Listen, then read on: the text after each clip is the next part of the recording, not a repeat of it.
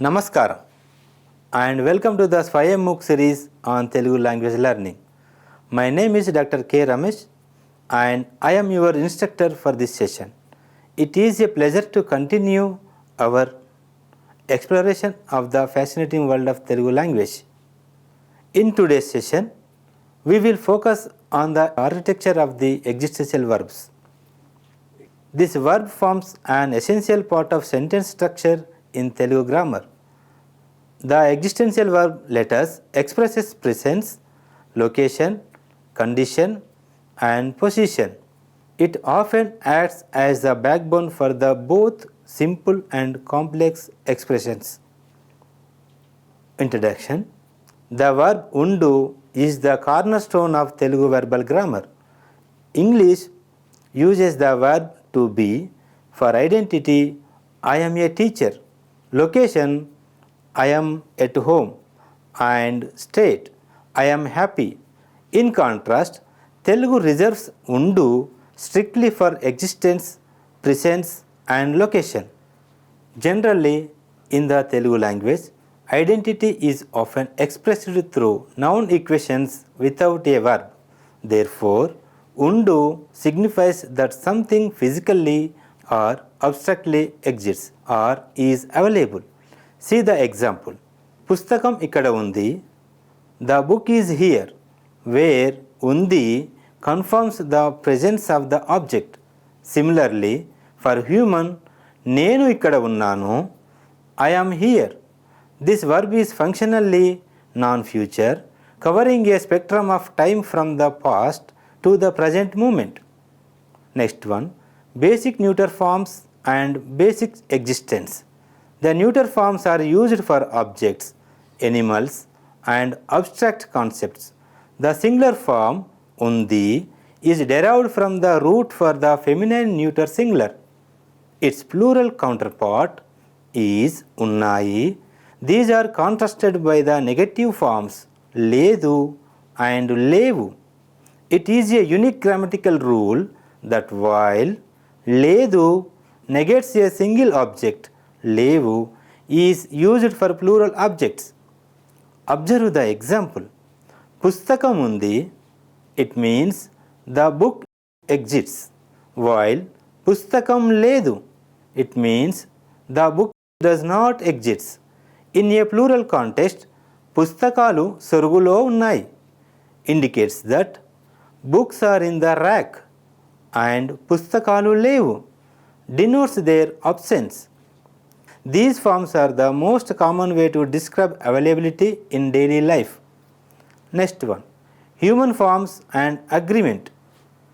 Naturally, in the Telugu language, the existential verb is highly inflectional, meaning it must change its ending to agree perfectly with the person, gender, and status of the human subject.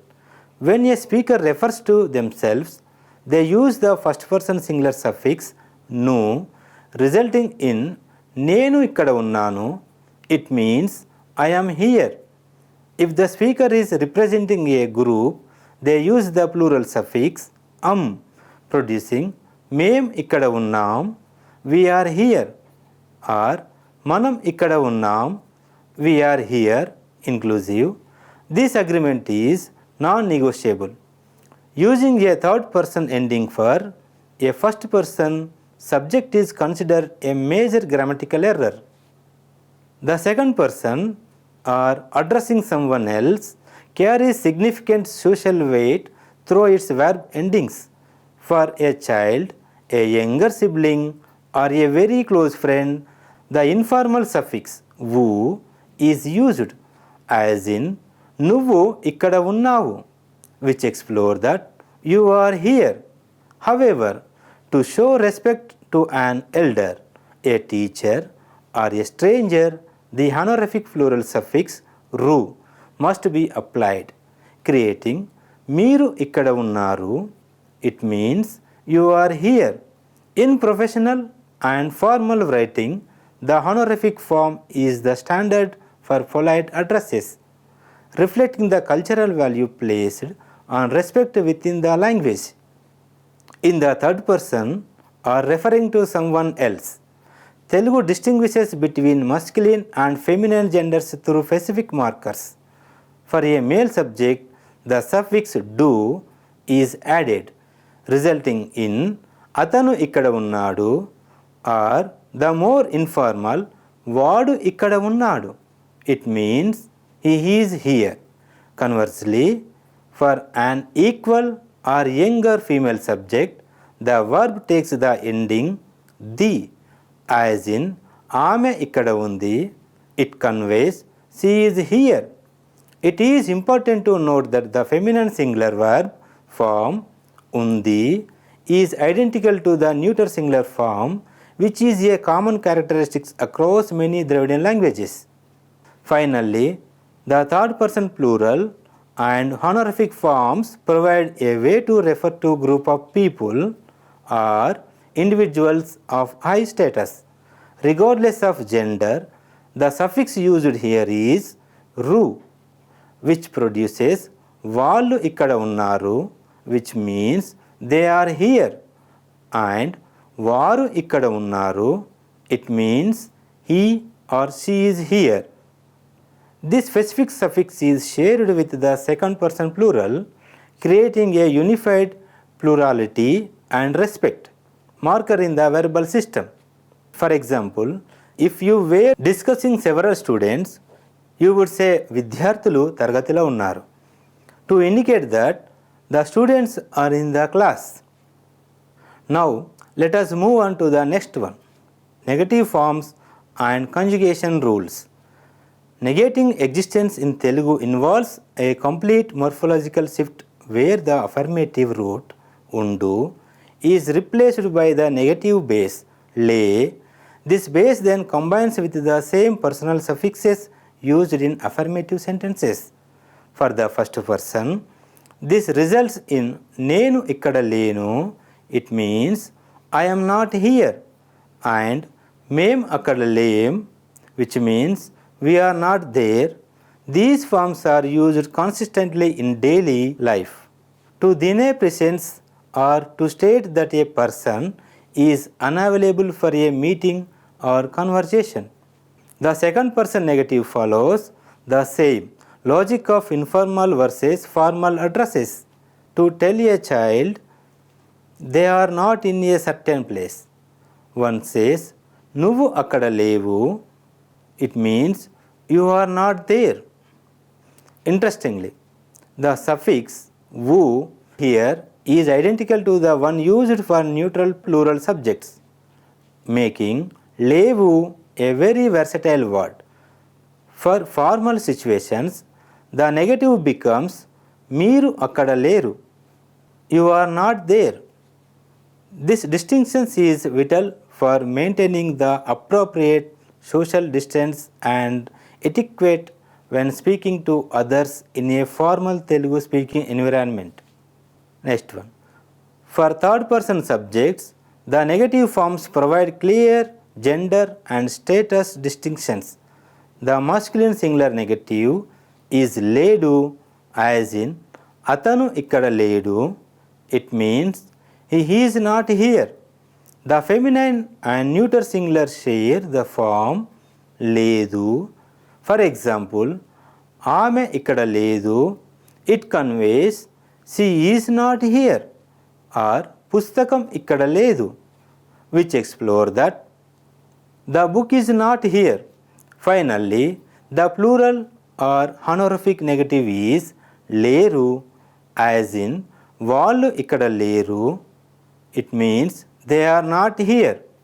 Understanding these variations allows a speaker to negate statements accurately across all social contexts.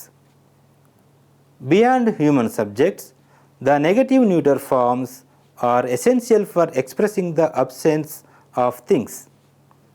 As previously noted, ledu serves the singular, while levu serves the plural. For example, సొరగులో పుస్తకాలు లేవు, it means there are no books in the rack. Furthermore, the word లేదు acts as a universal negative particle in Telugu. when someone asks the yes or no question regarding existence, such as డబ్బులు ఉన్నాయా, it means is there money. The single word response లేవు effectively means no, there isn't any.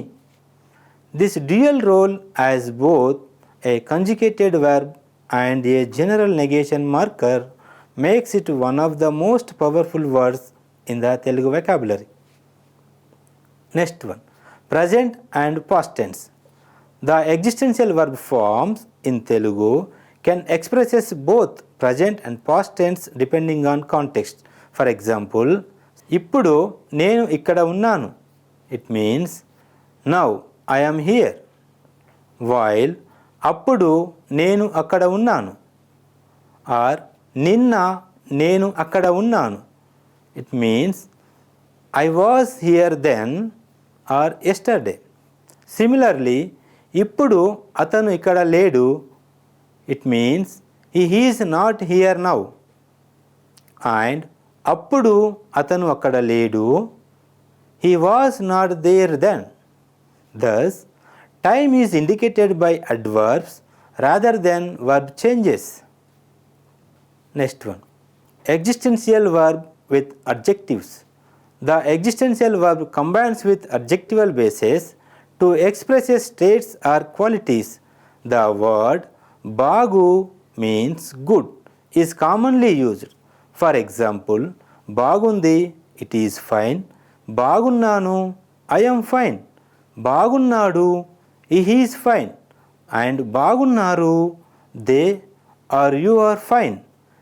In negative sentences, baga ledu, it is not good. Similarly, baga unnadu can also be used, showing that baga functions as a qualitative adverb.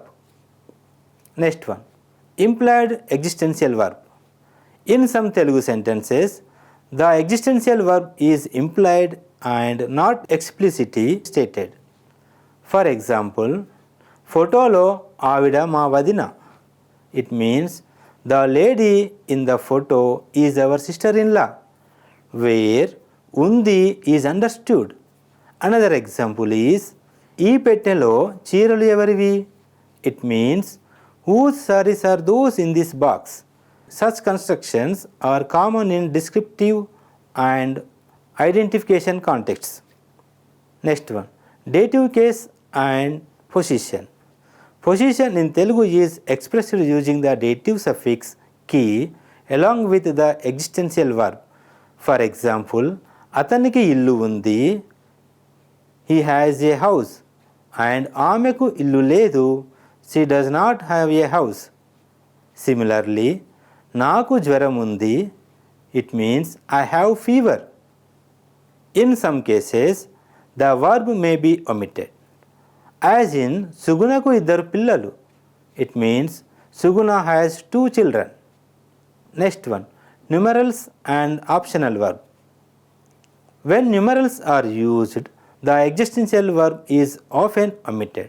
For instance, అతనికి ఇద్దరు కొడుకులు, it means he has 2 sons.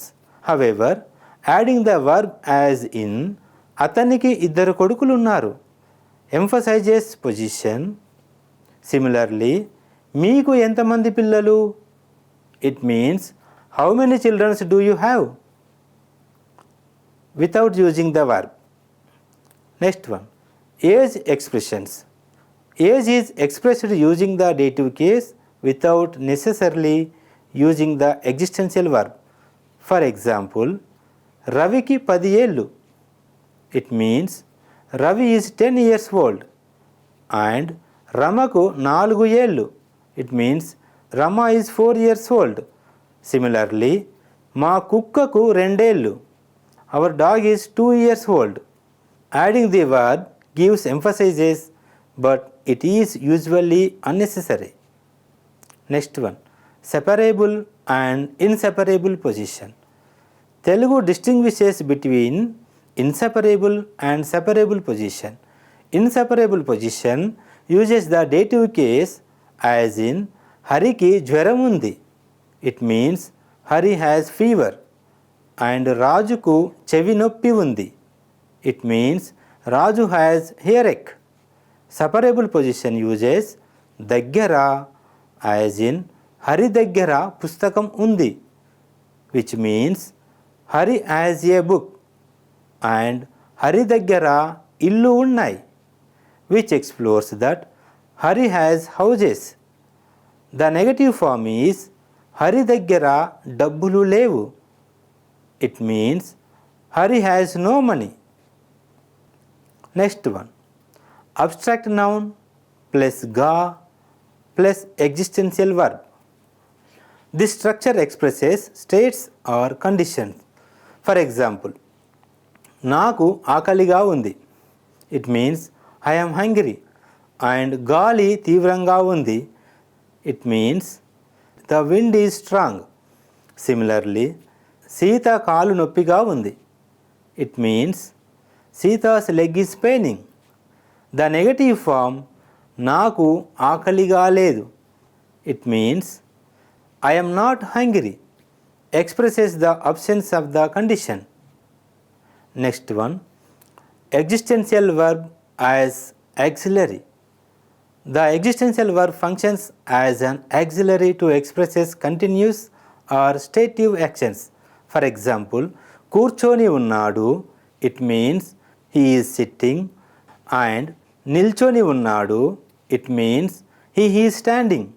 Similarly, అతను మాట్లాడుతున్నట్లున్నాడు, it means it looks like he is speaking. It shows an ongoing action. The negative form కూర్చుని లేడు, it means he is not sitting. Next one, supposition or appearance. The structure అట్లు expresses supposition or appearance. For example, కమల నిన్న వచ్చినట్లుంది, it means it seems Kamala came yesterday. Similarly, ఇవ్వేళ వాన వచ్చేటట్లుంది, it means it seems it will rain today. The negative form వచ్చినట్లు లేదు indicates that the assumption is not correct. Next one, లేదు as a general negation. The word లేదు is used both as a negative verb and as a general negative answer. Illustrates పుస్తకం ఉందా, is there a book, and the answer లేదు, it means no. It is also used in sentences like పుస్తకం లేదు, which means there is no book. Next one, stative expressions. The existential verb is used in stative expressions to describe conditions. See the example. బతికి ఉంది means it is alive, while బతికి లేదు, it means it is not alive. These expressions describe ongoing states rather than actions. Key grammatical insight. Forms such as ఉన్నాను, ఉన్నాడు, and ఉన్నాయి are historically past tense forms of undu. However, in modern Telugu, they are used for both present and past meanings. For example, Ravi నిన్న అక్కడ ఉన్నాడు, it means Ravi was there yesterday, while Gopi ఈరోజు ఇక్కడ ఉన్నాడు, it means Gopi is here today. Now, conclusion or outline some of the lesson. The existential verb undu is central to Telugu grammar and is used to express a wide range of meanings, including existence, పుస్తకం ఉంది, location నేను ఇక్కడ ఉన్నాను, position నాకు డబ్బు ఉంది, condition నాకు జ్వరం ఉంది, స్టేట్ కూర్చొని ఉన్నాడు, క్వాలిటీ బాగుంది, అండ్ సపోజిషన్ వచ్చినట్లుంది. Mastering this verb is essential for forming natural and grammatically correct Telugu sentences and for achieving fluency in the language. Now that we conclude our detailed examination of the existential verb undu, it is clear that this single root is the heartbeat of Telugu sentence construction. Whether you are describing the location of an object, expressing your well-being, or detailing position and age, your mastery of these affirmative and negative paradigms will define your fluency. By understanding the nouns, shift between the dative case for inseparable position and the postposition daggara for physical position, you are moving beyond simple translation and being to think in the structural logic of a native speaker. I encourage you to practice these conjugations in your daily conversations, paying close attention to the person, gender, number, markers we discussed today. So far, we have learned Telugu existential verbs in detail. Now you can use these structures easily. With practice, your Telugu will become more natural. Thank you.